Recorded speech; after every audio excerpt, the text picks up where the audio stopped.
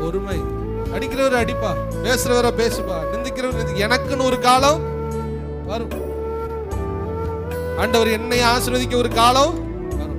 இப்ப நான் அடி வாங்குற காலம், இப்ப நான் தாழ்ந்து கிடக்கிற காலம், இப்ப நான் அழுகிற காலம், இப்ப நான் தோண்டு கிடக்கிற காலம், இப்ப நொந்து கிடக்கிற காலம், இதையெல்லாம் நீங்க தரும்போது தேவனே அனுமதிச்சாருன்னு நான் வாங்கிக்கிட்டு ஒரு நாள் இதே அடித்தவர்கள் முன்பாக, தலை குனிய வைத்தவர்களுக்கு முன்பாக என் தலையை கர்த்தர் உயர்த்துவார் என்கிறதா விசுவாசம். இதுக்கு பேர் தான் காத்திருக்கு.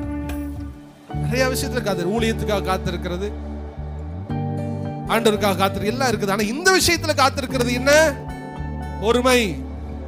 கோபப்படாம, எதிரிக்கு தீமைக்கு தீமை செய்யாமல். அவன் பண்ணிட்டான், நான் கோபப்படுவேன், கோபப்படாம, அவசரப்படாம, ஆத்திரப்படாம, பதிலுக்கு பதில் செய்யாம, கர்த்தரே நம்பி என் கண்ணீரை அவர் துருத்தியில் வைத்திருக்கிறார், அவர் அதை பார்த்துக் கொள்வார். நீங்க நம்புறீங்க பாத்தீங்களா? அதான் இந்த இடத்துல காத்திருக்கு.